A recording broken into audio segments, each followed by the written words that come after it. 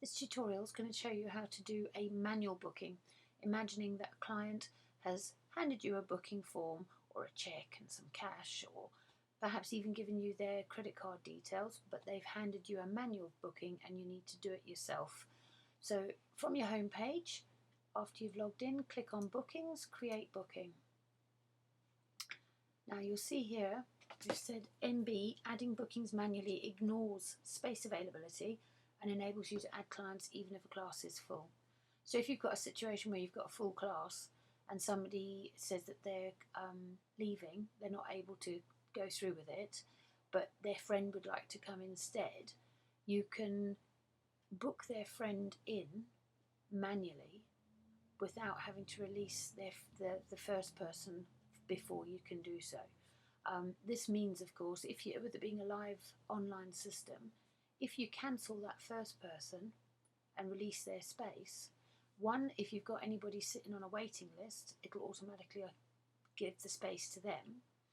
And secondly, somebody else out there in the big wide world might be looking for a space and might get in there and book it before you've had the chance to enter all the information manually from the forms that you've been given by the friend. So it just helps to safeguard overbookings. Right, let's select our stage. We're going to go for an adult swimmer tonight, and we're going to say adults only class, and we're going to enter another fictitious email address that's been set up to be able to do these tutorials. Of course, none of the information we use or add for these tutorials is legitimate. Right, create a booking. We need to enter the pupil's details, so let's have David Frost. We're going to put a date of birth in for him, 1976. Obviously it needs to be a over 18 age, because this is an adults only class. So add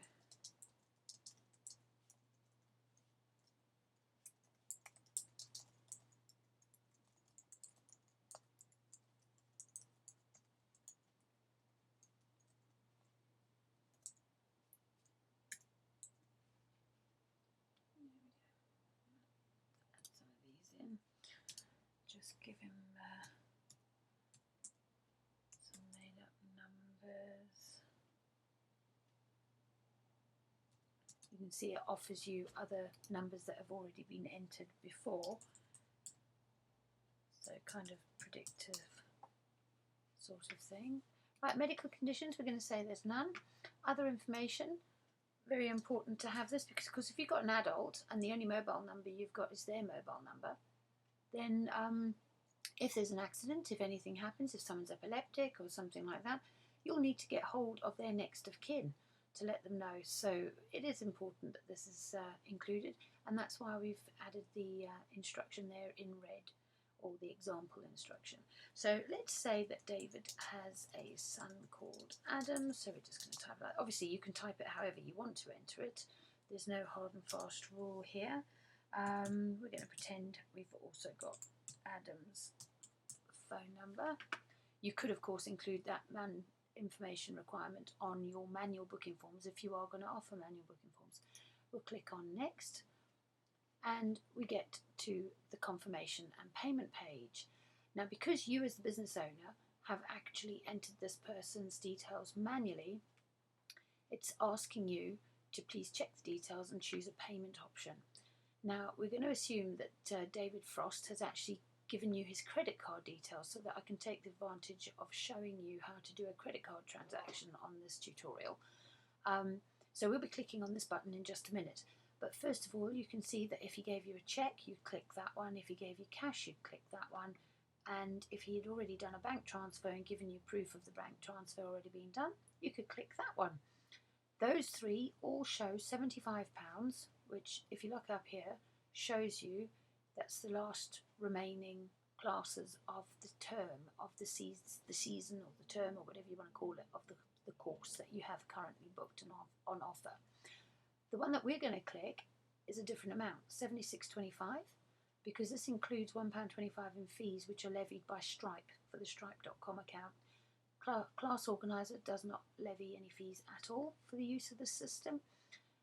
It is purely the credit card company that deals with that.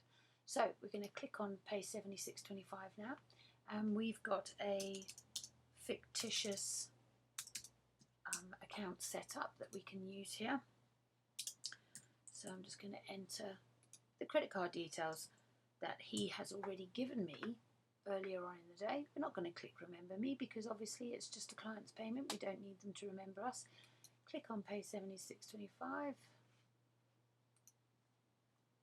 for some reason it's not playing ball. Let's try again. Okay, I'm going to try and see if we can get it to do it this time. I think perhaps I left a 0 out. There we go. You can see that we've got a green tick. We're not going to ask it to remember that. So now it's processing the fact that you're getting a payment, and now your payment page has come up and it says you've got a payment. Gives me the booking details, and you can see at the bottom here it says the transaction has been completed and a receipt for their payment has been emailed to David Frost. So I want to check that. So there it is. Go to the emails, and thank you David Frost, this email is your confirmation that you've booked a class. All the details. It says your payment in full of $76.25 made up the class plus the FedEx fees. So it's all there for him to see, and that is the email that he will have got to say thank you. So you know how it's all gone through.